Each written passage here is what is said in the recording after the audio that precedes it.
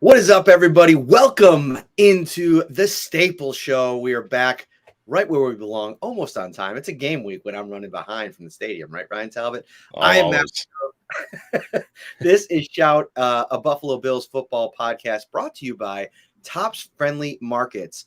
Gear up for game day. Elevate your food game and automatically receive a chance to win hot prizes every time you purchase a product from fan favorites like Coca-Cola, Pepsi, Powerade, V8, Body Armor, Lay's, Cheez-It, Frito-Lay, and so much more. When you purchase your favorite brands with your Bonus Plus card, now until October 28th. First up, your chance to win a Pit Boss Smoker, the perfect prize to help elevate your game day experience. Purchase product from any of the participating brands September 3rd through 16th, and you'll automatically be entered to win. Head over to topsmarkets.com/gear up for game day for official rules. Ryan, it was a busy day down in Orchard Park, and we are going to get to everything that happened, some thoughts on some news. But how are you, my friend? I'm doing great. There's an actual football game tomorrow that, the wins and losses matter in the NFL, and we're just inching closer and closer to Buffalo's game against New York Jets on Monday Night Football. Well, we got to start with the roster position battles that have been kind of being waged over the last couple of months. We spent the summer talking about what the Bills were going to do at middle linebacker, right guard, cornerback too. And today we got our answers from Sean McDermott. And I don't know, it was a little surprising that maybe I thought he'd run this one all the way down to the goal line for Monday night and maybe wait to reveal who's winning the job. But I got to be honest with you, it's felt over the last week or so that we were headed towards Tyrell Bernard at middle linebacker, and that's what Sean McDermott revealed today. Cornerback number 2 is going to be Christian Benford. Now, we haven't gotten the details of what it's going to look like. Is it going to be another rotational situation? We'll find out. And then O'Cyrus Torrence winning the right guard job. I almost feel like that was the least surprising of the three, and I don't know if any of the three were surprising, right? I would say Bernard to an extent where he missed all 3 preseason games, Matt. And this is like winning a job where you don't have to show up for the tryout. And that's kind of what it was. I mean, Dodson struggled so much in the preseason. The Bills may have looked back at that tape and said, how can we have him starting in week 1? And yes, I know Bernard had a really strong spring. I know that he was coming on during the summer, but to miss all 3 preseason games and then be told, well, he's going to be our starter at middle linebacker, a spot that's been a key for this team over the past few years with Tremaine Edmonds, obviously. I was a little surprised, not so much in that he won the job, but the fact that he didn't play in the preseason and was still given that. Obviously, I agree with you that O'Cyrus Torrence was the least surprising of the 3. Outstanding preseason, looked the part.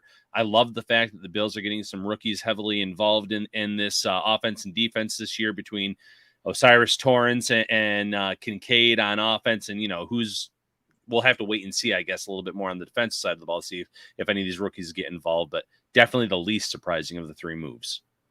The Bernard one, to me, I always felt all summer like that we were kind of headed in that direction. Like when Balin Spector didn't make, kind of got removed from the competition early in training camp, and then Tyrell Dodson struggled, especially into the games. Even while he struggled and Bernard couldn't play, it's almost like, all right, like this has been so bad that it's like you got to just take the other option no matter what happens because you drafted him. And this is what Sean McDermott said about Bernard, which I think was a bit telling. He's an extremely smart young man. He has good football instinct. The game makes sense to him. He works extremely hard. He's got the respect of his teammates all around him. And yada, yada, yada, some coach speak at the end there. But I think that's important. Like his teammates have his, respect him and they believe in him. And that's important. And Jordan Poyer said is a guy that came in and took control of the defense, which from the outside looking in, it's hard to see that. Like you got to take Jordan Poyer's word at that. And he said he's a young guy with a lot of speed. He can go sideline to sideline with a lot of power. He can hit and he's very smart and instinctive. It's like those 4 things right there to me would win you the job based on no other criteria that we saw in a game situation, because those were the things that I just didn't think that Tyrell Dodson at his best was able to do. Yeah, and I thought going into week 1 that Aaron Rodgers and this Jets offense was going to attack Tyrell Dodson if he won that middle linebacker job, and it was going to be up to the Bills or Dodson to kind of counter that. And while I still think that the game plan for the Jets might be attacking Bernard, seeing what he can do, you mentioned the athleticism, you mentioned the sideline to sideline speed, the instincts. If that is on display, he might be able to make a play or two, get a pass breakup, make a play in the run game, whatever it may be. And if he can step up and do that, you're not going to see him necessarily get picked on or get targeted as much. That's how it always works in the NFL, Matt. If there's a supposed weak link, you're going to throw at them, you're going to attack it until they can stop it. So if Bernard can come out early and make a play or two, the Jets might have to pivot off of whatever game plan they may have had for attacking that middle linebacker position without Edmonds being there, who for, maybe not to the Bills Mafia, but to the national media had been somewhat of a superstar for this team. Bernard was kind of took us into what he was doing in the preseason today when he spoke at practice. And I think it was probably a little overwhelming for him. This was the first big game week media day. And, how it works at the stadium is like, or at the practice facility, they set up an area where, Josh Allen will go for the press conference, Von Miller, Stephon Diggs, etc. And then everybody else kind of like does their own thing. And ever since the David Quessenberry, well, let's just leave it there. Ever since last season, the Bills reporters that have the cameras, they have to do all the interviews on the outside of the locker room, and because of that, it's almost like they're kind of standing there waiting to, I don't know, kind of looks like you're going to tackle the guy as he's coming out here because they got all these media set or these cameras set up. So anyway, when Tyrell Bernard saw this, I got to say probably like 15 cameras coming his way and kind of circled around him. You could tell that he was a little bit overwhelmed for a moment, but I thought he was pretty measured in the way that he was talking about all of this. And when he took us into his preseason and what he was doing while he couldn't play, he said he had an earpiece in on the sidelines. He was listening for Sean McDermott, who was calling the defense, visualizing the calls as they went in and kind of going through the mental rep of what he's going to do when he's in that position. And obviously, this is something they've probably been repping pretty hard since he returned to practice last week. And now it's going to be a situation where you hope that because of his ability to maybe play fast after the snap, if he can get everything figured out before the snap, you have a chance to maybe make some plays, not only in this game, but over the course of the first month. Yeah, and there's something to be said about being able to watch off on the sidelines. I mean, you see it in football, you see it in hockey sometimes where a guy gets scratched and he gets to watch the game, whether it's from, the press box or whatever, and you get to kind of go through the motions of what's going on and, what should I do? What is my responsibility here? But have that earpiece in to kind of be picking up on things. Maybe that'll be beneficial to him. It is still a great big unknown. If you're asking me right now, what's the biggest unknown for this team going into week 1? It's still the middle linebacker position. But based on the candidates and where they are right now in terms of their development, I think the Bills did make the right decision in terms of who won that job and who's going to be starting against the Jets. All right, let's get over to cornerback 2 for a minute here because it is going to be Christian Benford. And I'm very interested to see how this plays out. Like the way that, McDermott talked about him just being, on top of his assignments, trustworthy. Like those are the kinds of things that it feels like this is a job that's been won more so than it's a job that's going to be like a split time type of situation. But who knows? Like maybe we get to the game and they want to run some Dane Jackson out there and see what it looks like. Maybe he's struggling, Christian Benford, early against some of these weapons. Garrett Wilson obviously being the biggest of the bunch. And so we'll see how it plays out. But Benford winning the job, the former 6th-round draft pick, beating out Kyer Elam, which I feel like we've been trending in this direction for weeks. Sean McDermott actually referred to Benford's practice performance, like going back to training camp with some of the, the interceptions, some of the, the contested catches or passes. This is something that we've been on the road to, Ryan. I thought it was neck and neck late in training camp between Benford and Dane Jackson. And I thought, well, the Bills might go with the veteran in Jackson. They know what they have there. They can mix and match it in. But then you're right. He had those 2 practices where he had 3 interceptions total between them. And that just kind of put him ahead a little bit. The instincts, the jumping the route, the reading the quarterback. He did, one interception against Josh Allen, a few others against the backups, but he was still in good position on all the plays. We saw that in the preseason against actual NFL opposition, going toe-to-toe or going right down the sideline with the opposition, making pass breakups. He made the plays in training camp late when it mattered. He made the plays in the preseason when it mattered. And then when the Bills are kind of deciding this job, I mean, that strong tape down the stretch for him had to put him over the top. But when it comes to Dane Jackson, the Bills could definitely put him in for 15, 20 snaps if they really wanted to. And they're going to feel confident in every snap that he has on the field in terms of he's going to know his assignment. He's going to be in the right spot. He's going to keep the play in front of him.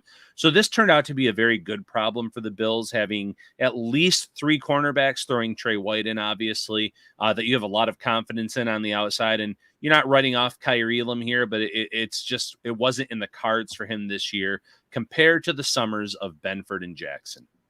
Yeah, I think like the Elam conversation, it's kind of taken on a life of its own. I mean, I think like you see in year 3, the Bills moving on from Boogie Basham. I think it's a little bit of a different situation for Elam because I think there's some more runway, and I think they have the benefit of having other players at the position that they can rely upon. Like if you look at Boogie Basham, to me, the biggest end result there is that they needed to move in a direction where they can try to develop other players because listen, after Von Miller, after Leonard Floyd and Greg Rousseau, I mean, there's just a lot of question marks. And Shaq Lawson's not getting any younger. I mean, this is a 2016 first round draft pick. We're not talking about a super young player. I mean, we're kind of getting to the almost 10 years in the league here in the next couple of seasons. Now, I think there's plenty of juice left in Shaq Lawson's game, but I think that the point I wanted to make on Elam is like this sometimes when you have these setbacks time after time, like last season, he kind of overcame it, got into the game, made some plays. Like maybe they saw something in that, and it's a situation where, all right, you get into the season this year, and you never know what's going to happen with Tre'Davious White. Like he's coming off of being able to play from the time he returned at Thanksgiving all the way through the season, but his availability. You're always one play away from having to rely on a young player. And I still think that there's time for Elam. I think he's headed towards being a bust. I think that's fair to say. The Bills end up getting to a place where they have to move him. I don't think we're there yet. And I also think that he can change the course of all of this when he finally does get an opportunity, if he continues to play at the way that he did last year, but also taking it up to another level. Yeah, the reason I wouldn't say he's already in bust territory is because of his play when called upon last year, the interception against the Chiefs, the plays against the Dolphins in the postseason. He made plays when called upon, but it's clear that there's still this learning curve when it comes to being a good fit for this system. And he is running out of time. He's not there yet, but he is running out of time. And it could be very similar to Boogie Basham and Kingsley Jonathan. You just mentioned Basham kind of running out of time with this team because of the ascension of a Kingsley Jonathan. If you get a Jamarcus Ingram, then he stays on this practice squad all season, or maybe gets elevated at one point, plays well, has a really strong summer next year, kind of a la what Benford did, then maybe you can say, okay, it's time to move on from Elam. It's time to call that what it is and keep elevating these younger players that are fits for the system. And that's not to say that Ingram's a better football player, but he's a better fit possibly. So I could see that trajectory happening. I do think that you can start, if you're a Bills fan, the word bust, I'm not there yet, but if you start using it, I understand the thought process. This is year 2 of a first round pick, not being able to win a starting job and hold a starting job for, a span of time last year. We'll see what happens this year with injuries and things like that. But right now it's not looking like a good return on a first round pick for this Bills front office. You want a good return? Why don't you text 716-528-6727 and become a Shout Insider text subscriber today. We're giving out a 2-week free trial. If you send me a DM, if you send me an email, mparrino@nyup.com, I might be able to even work out a 1-month free trial, see what it's all about. And the Shout text line is now sponsored. It is brought to you by Carrie C. Beyer, attorney with the law offices of Francis M. Litro, located at 237 Main Street in Buffalo, New York. If you or someone you know is seriously injured, give him a call at 716-852 888-888-1234 or check out litrolaw.com. What do you think about that, Ryan? The text line, the Shout Insider text line is now officially sponsored by Carrie C. Beyer and the Litro Law Group. Yeah, love the news. Love the Shout Text Insider group. Great dialogue back and forth. We've been sending a lot of interesting tidbits to the Bills Mafia over the past 24, 48 hours as we're ramping up here for game week. Bills Mafia, check it out. 2-week free trial. You can't go wrong. Yeah, I was telling people in the text line earlier today that I think we could expect 5 podcasts this week. We did one yesterday with Antoine Staley. You can go back and watch or listen to that. New York Jets beat reporter for the New York Daily News. We got obviously the Staples show tonight. I got an interview, one guest interview at least, maybe 2. And then obviously Ryan and I will fill in elsewhere. Roy Collins, it's an ad world. Yeah, man, you got to pay the bills, my friend. You got to pay the bills. Every time you tune in to watch your Bills on CBS, Fox, ESPN, what do you got to wait for in between quarters, in between plays, in between series? Ads, baby. Anyway, I digress. Let's get to Micah Hyde here because a little bit of curveball from Sean McDermott today saying that Micah Hyde wasn't going to practice, said he'd been dealing with a couple of things, then mentioned specifically a back issue. The Bills don't have to release an injury report until tomorrow because that's officially like a Wednesday. The 3 injury reports that'll come out 5 days before the game. So it'll be Thursday, Friday, Saturday, off Sunday, and then Monday for the game. Well, so we're putting out these reports about Micah Hyde based on Sean McDermott talking about him not practicing. And then lo and behold, we get out there. He's in Jersey. He's going through stretch. He's going through parts of individual. They were working on his back a little bit at the other side. And I know, wink, wink, Roy, I got your reference. Don't worry about it, buddy.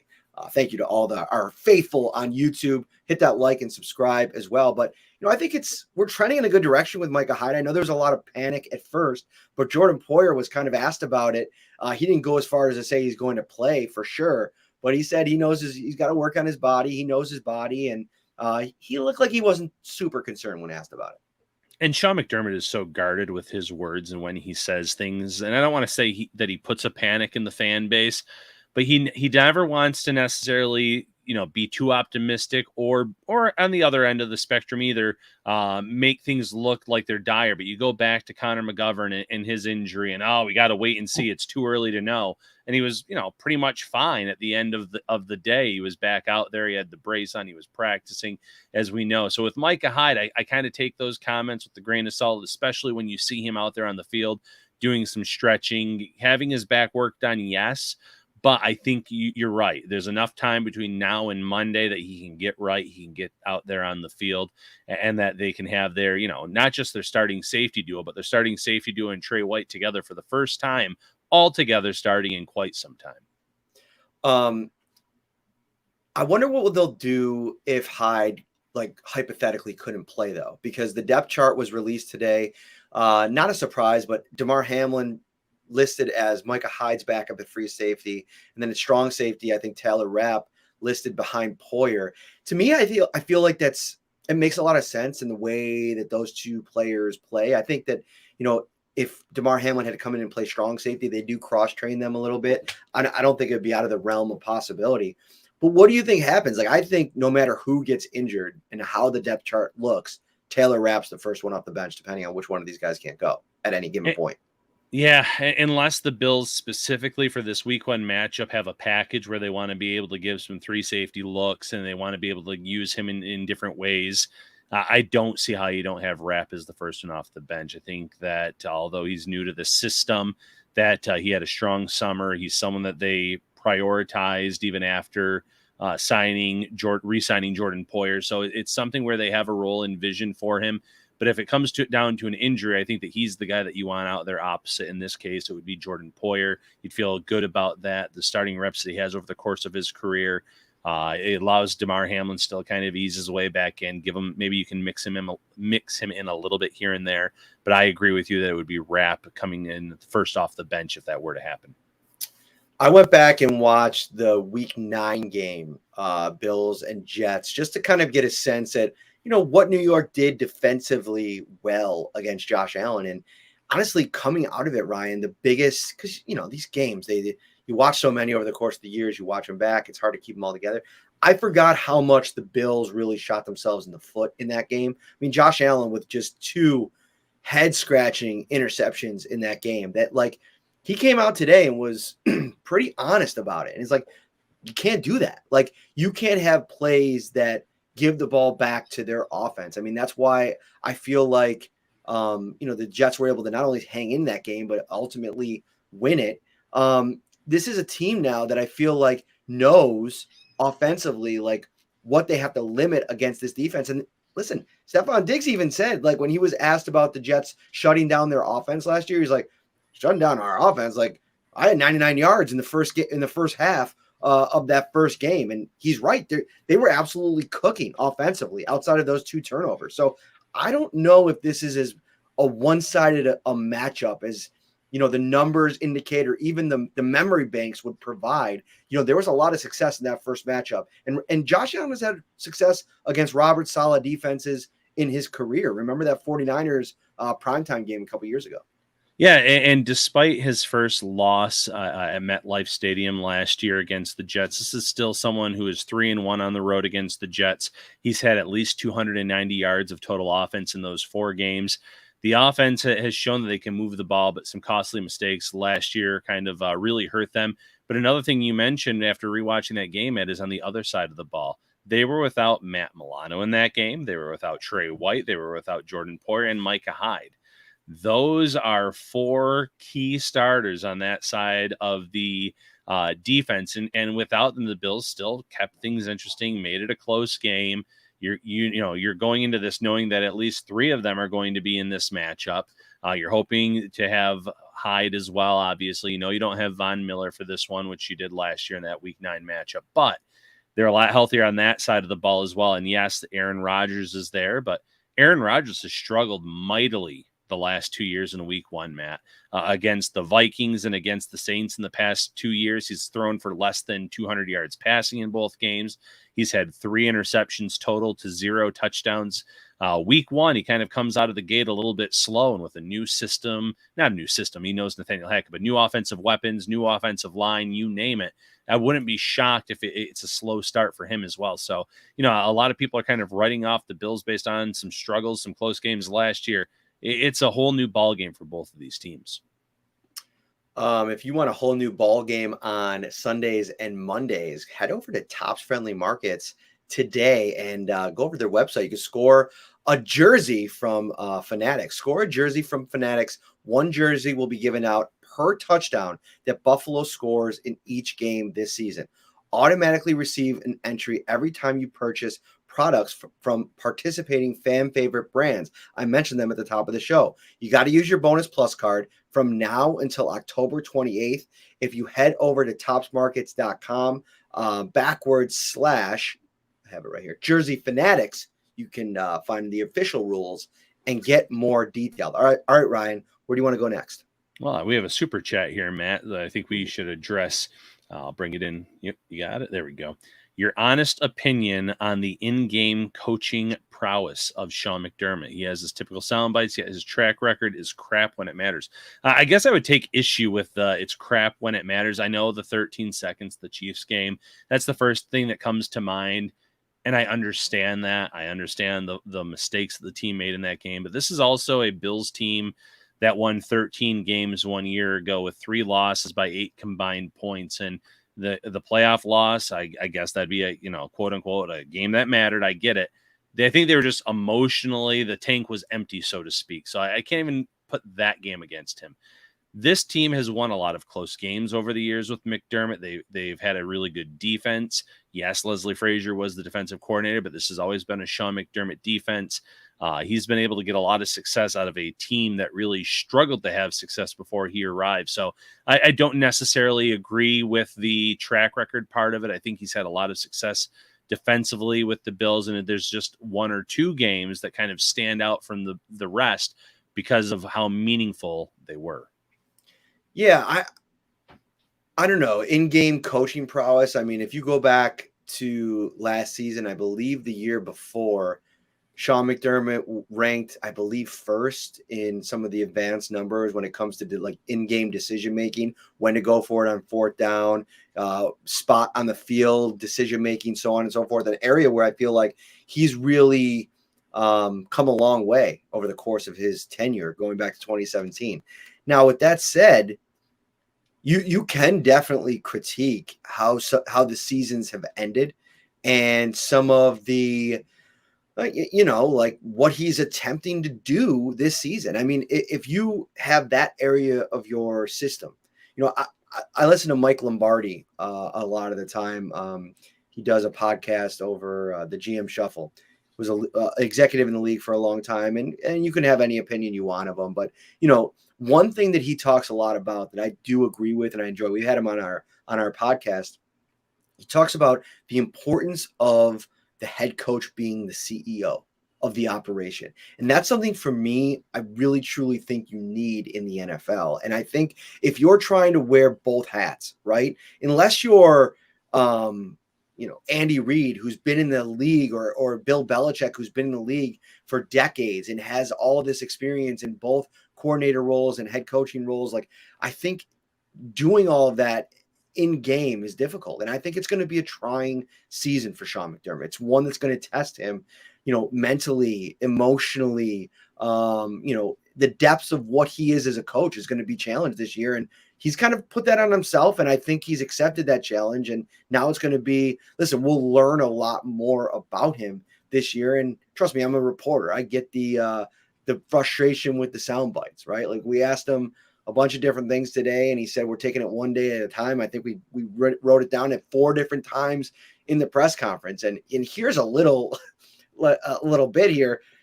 Everybody takes everything one day at a time, one play at a time, one story at a time, one podcast at a time. Like, that's what we all do, right? But that's the situation.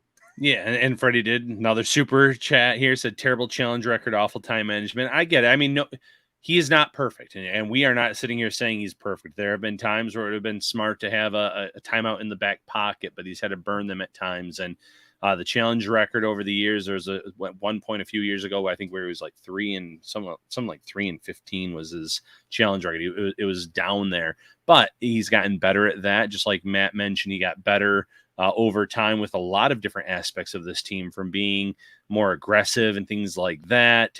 So it's just something with a head coach that over time they learn from their mistakes. And I think he's learned a lot, but this is a pivotal year for him. And he knows it, since he's calling this defense, since he's putting a lot of that pressure on his shoulders, trying to get the Bills over that proverbial hump that they have been struggling to do when it matters in the playoffs. Yeah, some of the challenges over the years have been kind of questionable to definitely Freddie. And he said, there calls into question some of the 2-minute drives.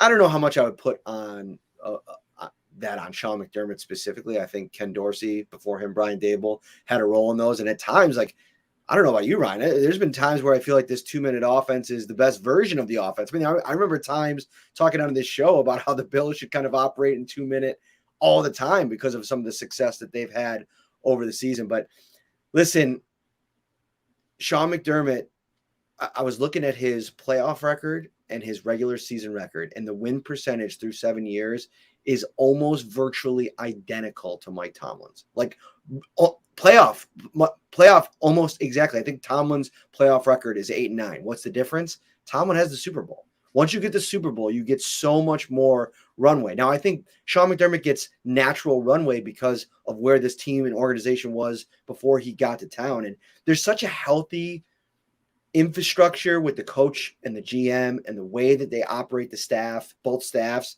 that I think that gives you additional runway. And they're still in a Super Bowl window. And listen, there's not many players in the league whose opinion holds more weight than Von Miller. And there couldn't be a bigger Sean McDermott and Brandon Beane fan in that locker room than Miller. So there's pressure this year. I don't even want to say a lot of pressure. It's a different kind of pressure than a year ago, because where I want to transition to next, Ryan, is like, it's amazing to me how quickly everybody's fallen out of love with the Bills nationally. It's something that I've been kind of paying attention to, and I'm not just talking about the national talk shows, because like that type of stuff, like the Nick Wrights of the world, the Stephen A. Smiths of the world, those aren't super informed NFL opinions. I mean, Nick Wright is a huge Chiefs homer. That's the only thing he's really paying attention to. I don't know if he knows much more about the league, and it's a shame because I actually think he's pretty good on the NBA. Same with Stephen A. But I wanted to get to a Sports Illustrated article, and maybe I'll have our good buddy Matt Verderam on the program at some point this week or next to talk about this thing. They had 1, 2, 3, 4, 5, 6, 7, 8, 9, 10 of their experts, their NFL experts, do their picks for the playoffs, like how will teams finish, and then go through the entire bracket. And Ryan, it's amazing. Out of 10, I believe that 2 of the experts didn't have the Bills making the playoffs, and none of the 10 had the Bills making it to the AFC title game. I think that is absolutely wild considering the talent.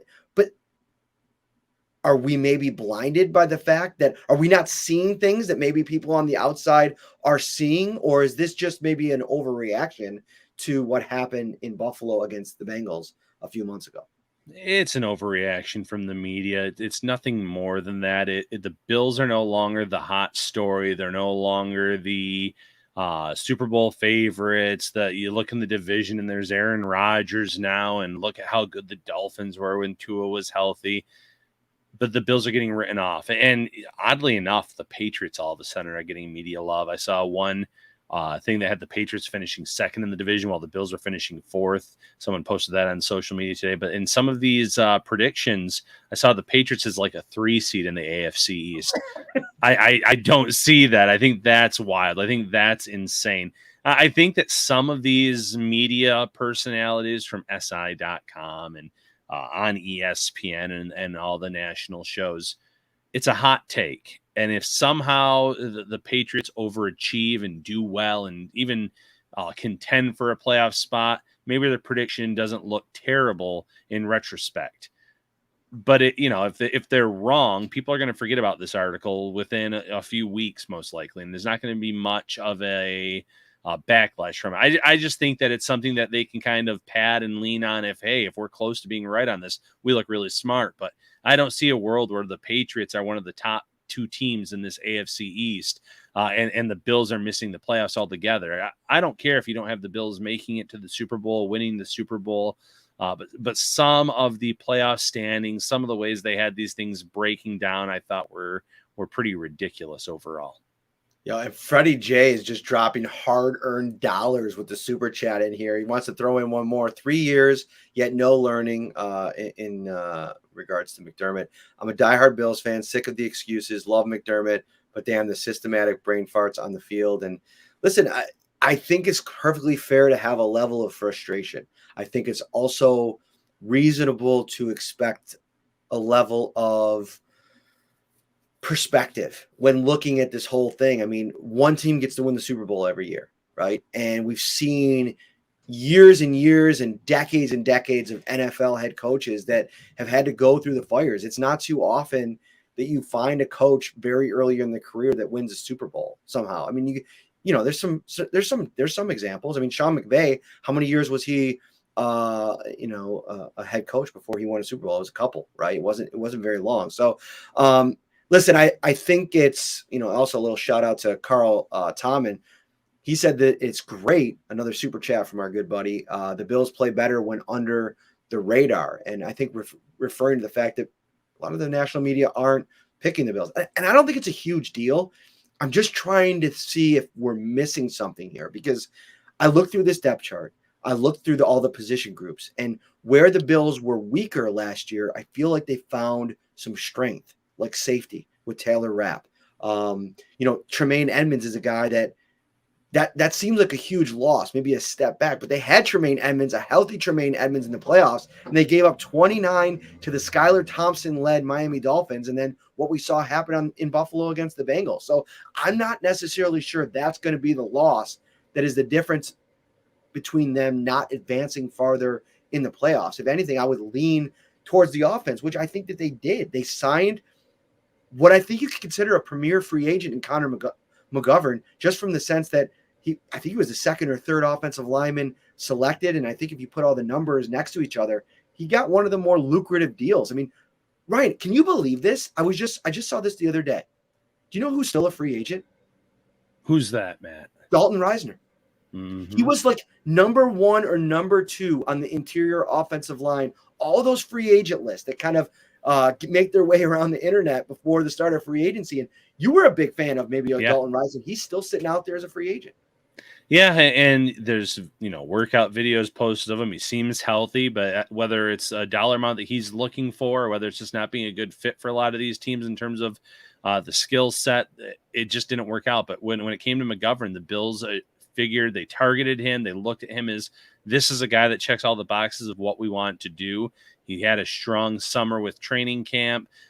He kind of solidified himself at that left guard spot. I feel like the Bills have a really good interior on that offensive line now between him, Osiris Torrance, obviously Mitch Morse in the middle. So you're right. There are some weaknesses like middle linebacker on paper, but there's so many more strengths now. Having a Dalton Kincaid that can kind of play that slot position that was so important in Cole Beasley's early years here, upgrading the run game, not just having James Cook in year 2, who looks phenomenal, but adding a Damian Harris and a Latavius Murray. They've done so much where I think that the Bills roster on paper compared to 1 year ago, this is a much better roster. And I know the Jets got better, the Dolphins got better, but so did the Bills. So the fact that they're being written off here, it's just, again, it's humorous. It's something that the national media does. They push it because if the Bills do miss the playoffs, they look like geniuses. It's a tough conference, but I don't anticipate that happening at all. I'd be very surprised if that happened. And I guarantee you, though, the Bills might use some of this as bulletin board material. They look for motivation. They look for people to write them off, and they use that internally within that locker room. So I'm sure that they're not minding flying under the radar, and some of these people critiquing them, saying they're not good enough to make the playoffs this year. It's something that they're using maybe to give them that little chip on their shoulder. I got a chip on my shoulder, Ryan. You know why? Why is that? Because I ordered a bowl from Chipotle today, and it was underwhelming amount of chicken. Like, listen, I get it, man. Like, you're trying to save your product there. You got a little bowl of chicken. Don't want to give out too much to each person, but can you just go a little heavier on the spoon? Like, I'm just trying to get my protein number. I got to hit my macros, And I just thought it was, it was really disappointing. It's put a chip on my shoulder. I'm going to go into that line the next time I go to Chipotle, and I'm going to say, fella, throw a little extra chicken on that bowl, would you please? Anyway, I just thought I'd add that. It was something I was very emotional about earlier today. Yeah. Shout, not brought to you by Chipotle. Right, but maybe if they put some more chicken or steak in that scoop, we can talk. That's all it'll take. All right, Freddie J dropping another. Freddie J has dropped $20, hot 20 on the show today, in the super chats. Legit question, Talbot, you're majestic, but what's the deal with middle linebacker? Is Bernard a lock now, or perhaps will it be a rotation? I'm going to say, yeah. I think that's a fair assessment there too. I think he's a lock for now. And I say for now because I still think there's that lingering Dorian Williams question. And do you move him over to middle linebacker? Do you give him some reps at practice? Really try to let him develop in season, in the background without people watching. And at some point, maybe hand the job off to him if Bernard struggles. And that is an if, because we don't know. No games have been played yet, no meaningful games. If he comes in here and he looks like he did in the spring in terms of how much he impressed you and other media members, the Bills might not have a vacancy there. It might not be a pressing matter for this team. But I still want to say that the door is not completely closed and someone else starting at that position this season. All right, well, let's get to some questions over on the subtext line. And by the way, you can become a Shout Bills Insider Text subscriber right now. Just text 716-528-6727 or send me a little DM, and maybe we can work out a little deal. Maybe give you a 1 month free trial. We'll see. Just to check it out, see what it's all about. What do we got, Ryan? We had a couple questions come in there. Yeah. Is there anything to worry about with Poona Ford being listed as essentially the fifth defensive tackle? to me, this is just natural order because of when he got here, right? Like, I mean, he is the newest addition to that defensive tackle room. And I feel like Settle and Jordan Phillips are veterans. I mean, I don't think that they've done anything to lose their spot on the depth chart. And it's a situation where I think it's going to be very matchup specific.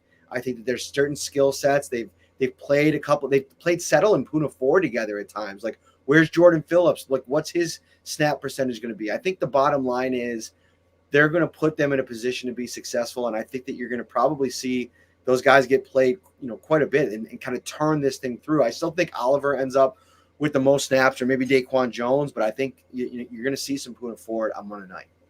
Yeah, more of a long-term season question here, but Tanya wants to know, do you think that Sean McDermott will end up calling plays the entire season or hand it off at some point this year? That's a good question. What do you think? I think that he's going to call it for the year. Like you said, he knows there's a lot riding on this season. I think that he wants their success or failure to be squarely on his shoulders at the end of the day. And I don't want to say it'd be a cop-out, but if he turns it over at some point in this season, there could be an excuse built in where, well, I wasn't calling it in this game. And not that he would do that, but other people could use that. I think he calls it all season long. I think the Bills do have some viable candidates to call this defense, both this year, obviously, and down the road. But right now, I think it's Sean McDermott doing it all season long. What about you? Yeah, I think he's left the door open to it. I mean, letting John Butler kind of take the reins there in the final preseason game. Sure, he wanted to get a good look at all the players that he was going to be evaluating as they made final decisions. But I think it was also kind of like a dress rehearsal to see what it would look like if he wasn't doing it. I think it's going to depend on the kind of success that they have. It's something that you can hold in your back pocket. Like, okay, if you get into a bad stretch, you have a bad result, you can pivot. And, I think it's going to come down to those game management situations. Like, how much time does he have to spend with the defense? Like, do they have it set up? And that's something I'm going to have my binoculars on Monday night, watching the sidelines as the offense is taking the field and just kind of peering over and like, what does Sean McDermott do in those moments? Are you laughing because I said binoculars? I have binoculars. He does. I've been there to witness it many times. And actually, they are very helpful when you're seeing who's on the field, who's practicing and warming up. Game plan question. Maybe not game plan, Matt, but how do you think the Bills attack the Jets on Monday night? Ooh, that's a great question because, I think that there's, I think first of all, interesting numbers, 12 carries between Singletary and James Cook in the first game against the Jets last year, and 12 exactly for the two combined in the second game. And I feel like it's going to be something they're going to want an uptick there for James Cook and however it works out. Damian Harris, does Latavius Murray get involved? We'll see. Josh Allen had 19 carries combined between the two games, 10 in the first, 9 in the second, or flip those around. I think they want to run him less. I think they want to lean on those like super quick decision passes where Josh Allen isn't putting himself in a position where he has to either evade the pocket, evade pressure, or put himself in those dangerous running situations. You went out and you got the short and intermediate answer in Dalton Kincaid. Lean on him. You have Deontay Hardy, who you can do multiple things with in the offense. I think the name of the game against a defense like this that has the kind of playmakers on the front that they have, you got to get the ball out of Josh Allen's hands quickly and get in the hands of your playmakers. To me, that's where the run after the catch has the best chance of materializing, is if you operate effectively in that way as an offense. Yeah, I think that's a great game plan. I think leaning on the backs to actually carry the load a little bit. And if the Bills can have success on the ground with James Cook getting those chunk plays, Damian Harris or Latavius Murray picking up those short yardage situations, then the Jets are going to have to respect the run, and that's going to open up things for Josh Allen in this passing game. I'm interested to see how Dalton Kincaid is utilized in his first matchup. I think that he can create mismatches. Mismatches in general, and I know easier said than done. I think that's something that Ken Dorsey really kind of went into the offseason and said, how can I do a better job of creating mismatches pre-snap? What can I do? moving players around, obviously, that's a big thing. Make it difficult for Sauce Gardner to shadow Stephon Diggs all game long, whether that means putting Diggs in the slot at times, moving in pre-snap, whatever they have to do to kind of create a little bit of confusion for that Jets defense, I think is going to help this team as well. And I really do think that that's going to play a big part in the Bills' success this season. Let's go to Brazil. Our good buddy Bernardo Dietze with the big super chat. Tyrell Bernard faked the hamstring to win the job by default, knowing Dotson is so bad. McD is gone after this season. Hope I'm wrong and we win the Super Bowl. You can always count on Bernardo for that hyperbolic McDermott take. Listen, Ryan, I don't think there is a scenario that could play out this year. And maybe this is me being hyperbolic in response to our good buddy Bernardo, and all love to you, man. I love how passionate he gets. I don't think there's a scenario where Sean McDermott can get fired this year. No, I agree with that. I mean, unless you're talking like somehow the bottom falls out on this team and you're talking a 2-3 win season somehow. And I don't see any scenario where that plays out. I don't. So that's why I say he's 100% safe as well. It would have to be just this season that blindsides everyone, even the people that aren't picking the Bills to make the playoffs. No one's expecting them to be necessarily one of the worst teams in the league, to be in the running for one of the premier players in next year's draft, so to speak. It would have to be some kind of colossal failure from top to bottom. And with the talent on this roster, with Sean McDermott's track record, I don't see any way it plays out like that. I understand the frustration from a fan perspective. And I was actually talking about this on John Scott's podcast. I went on there with Sal and Elena from ESPN. And we did this thing before, like the big moments, like the end of the season wrap-up super pod or before the season super pod. It's fun time. Just a couple Bills reporters talking shop. And one of the things I mentioned on that show was how I've never felt Sean McDermott's approval rating amongst the fan base to be lower than it feels right now going into this season. And it's like, in a lot of ways, Leslie Frazier was this scapegoat that a lot of people slung a lot of, I don't want to say hate towards, but like pinned a lot of the blame for, whether it be defensive struggles or, big game struggles where the defense has had on Frazier. I feel like a lot of that's gone now. And so now when you remove that, it's like McDermott kind of gets bumped up the, pecking order when it comes to people, wanting to find someone to blame. And despite that being the case, I think people fail to realize how healthy this, like I mentioned a few minutes ago, this organization is, how consistent it's been, and how much they've been able to win under McDermott and Bean. That it's just like, I feel like behind you gets so foggy as you start to move further away from something, and you forget about how bad things were in 17. Before 17. Now, I'm not saying you just completely dull your expectations and don't put the Super Bowl at the front of mind. Of course you do.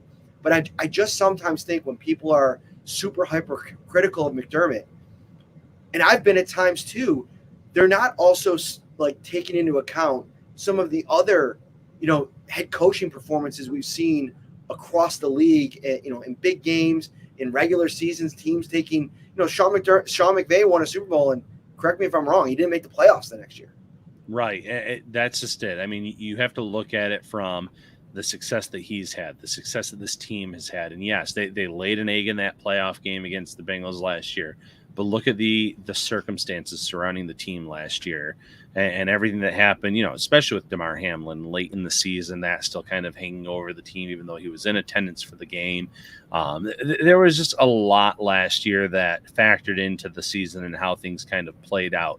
You can look at the time management with the Chiefs lost in the playoffs the year before that, but those are small tidbits of what he's been able to do on the negative side compared to the positives, compared to the fact that this team is in sync with one another, that there's a lot of faith within the front office and the coaching staff and working in harmony with one another. The fact that they just signed extensions tells you how highly they are regarded by Terry Pagula in terms of, building a team that can last and can contend for a Super Bowl. And the one thing the Bills haven't had the past few years in the playoffs is luck. And I know maybe that sounds like a cop-out, but I truly believe that teams that win Super Bowls, Stanley Cups, NBA championships, NCAA championships, the list goes on World Series, luck plays a part in that. There's a little bit of luck that gets factored in. And when it's come to the Bills, it has not been on their side in some of these games. And I think when they eventually do get over the hump and they do make it to the big game and perhaps win it all, there's going to be a point or two in the playoff run where you can look back and say, luck was on their side late in the game or in this series. It just hasn't panned out for the team yet. That doesn't mean it's not going to, because of the success that McDermott has had over the past few years. Freddie J, I'm going to have to start calling you Mr. Moneybags. Another super chat. Glad to support you both. Thank you. You're a fantastic source for us Bills fans. We appreciate that. Glad to be it. Switch to Aaron Rodgers and their problematic O-line. Your thoughts? Man, he's really pushing this thing forward. We usually save that kind of conversation for the preview show, but let's give a little bit of, let's dip our toes in the water here. How problematic is the Jets' offensive line? Because to me, you go back to last season, and it's mostly the same. Like they're going to add Micah Hyde, who wasn't in the games last year. He'll be at right tackle, which I think is an advantageous matchup for the Bills. But Ryan, like in the first game last year, the loss, Daquan Jones had 2 pressures. Von Miller had 2 pressures. No other defensive lineman had any pressures in that game. So yeah, Zach Wilson was getting the ball out of his hands quickly, but now you're dealing with Aaron Rodgers, higher level quarterback, higher football IQ. I mean, the Bills are going to have to affect this game with their defensive front, or do the Bills decide to get a little bit aggressive and how they attack the defense? But then you got to rely on your coverage. I mean, there's so many different kind of little games within the game that we'll be watching for on Monday night. I think the Jets line is problematic, but I felt that the Bengals offensive line going into that playoff game last year was problematic. And we saw the lack of success that the Bills were able to have in terms of beating that O-line and getting after Joe Burrow. And if they couldn't do it against a bunch of reserves last year, I'm going to kind of take a wait and see approach. And I know this roster is different this year. They've added some talent across the board on the D line. But I'm in more of a wait and see mode. I do think that there are issues that the Jets O-line are going to have in general over the course of this entire season. But when it comes to a matchup against the Bills, I need to see Greg Rousseau beating his guy time and time again. I need to see Leonard Floyd having success and looking like the guy that had 9 sacks a year ago. The interior players getting that pressure as well. They need to kind of step up and show that this is a different D-line, because that has been an issue with this team over the past few years, minus obviously the first half of last year where you did have Von Miller being a big-time difference maker. Clayton Waller, is it true that the Jets didn't face a healthy Bills defense or offense for that matter last year or two? We mentioned it at the top of the show that thank you for the super chat, Clayton. The Bills were pretty banged up last year. And also, if you want to throw Gabe Davis into that mix, I mean, he talked about not really being right all last season. So getting them in on week 1, to me, is going to be the best indication of, where the Bills stack up with this team, within the division, all those kinds of things. Obviously, the Jets are going to evolve over the course of the season. Like, they'll probably be a better version of themselves in December, right? But the problem for the Jets, and I continue to come back to this, their first 8 or 9 games are super difficult. Like, if they don't get off to the kind of start that they're hoping to get off to, you start answering those questions in New York. And I was actually reading a story, Zach Rosenblatt from The Athletic put together a piece on Aaron Rodgers a couple days ago. And he mentioned how, Aaron Rodgers said the teams that he's been on that have been great aren't always the most talented, but they're the ones that how closely knit the group is and how much you can come together. Josh Allen, Stephon Diggs, Sean McDermott have said similar things in the past. And I got to thinking, like, how much could a bad start impact the bond, the tightness? Like, when you got to go into these meetings and, you're getting, the wins aren't there. Like, the expectations aren't being met. I think that could kind of throw this thing off course. Yeah, when you have players going into press conferences and saying that they think they're going to be like the 85 Bears and the Ravens team with Ray Lewis and be that good, especially on that side of the ball, if you come out and you lay an egg against the Bills and then listen to the next few games, at Dallas. That Dallas has a really good team. Against the Patriots at home, I think New England's going to be, hovering around that 500 point this season. Jets at home, Broncos on the road, Eagles at home. That is a tough slate to start the year. And like you said, if they start out 2-4, 1-5, something like that, the wheels are going to fall off of this thing, and all of the hype that was surrounding them, it's going to feel all for naught pretty quickly. So they need to come out strong against the Bills, but just in general as well, because they're not just getting a lot of national media love. They're kind of playing it up as well between Hard Knocks and some of these comments that they're making at press conferences.